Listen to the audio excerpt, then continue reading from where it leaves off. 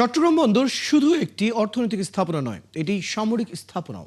কোনো গোপনীয় চুক্তি হতে পারে না, একথা বলেছেন কবি, প্রাবন্ধিক ও চিন্তক ফরহাদ মজহার। শুক্রবার রাতে চট্টগ্রাম প্রেস ক্লাবে মতবিনিময় সভায় তিনি এসব কথা বলেছেন। তিনি বলেন, বন্দর ইস্যুকে শুধু অর্থনৈতিক দিক থেকে দেখলে চলবে না, এটি সরাসরি সামরিক প্রশ্ন। অবশ্যই জনগণকে পরিষ্কারভাবে জানাতে হবে, তাদের মত নিতে হবে। চট্টগ্রাম বন্দর সুরক্ষা বনাম বন্দর অচলের রাজনীতি শীর্ষক মতবিনিময় সভায় আয়োজন করে বন্দর সুরক্ষা কমিটি। কমিটির আহ্বায়ক ফরহাদ মজহার নিজেই তার সভাপতিত্বে ও মতবিনিময় সঞ্চালনায় করেন সদস্য সচিব অবসরপ্রাপ্ত মেজর আহমেদন ফেরদৌস। স্বাগত বক্তব্য রাখেন সংগঠনটির চট্টগ্রাম সমন্বয়ক সাংবাদিক সালেহ নোমান। বক্তব্য রাখেন আরেক সমন্বয়ক ফিল্ম মেকার মোহাম্মদ রোমেল।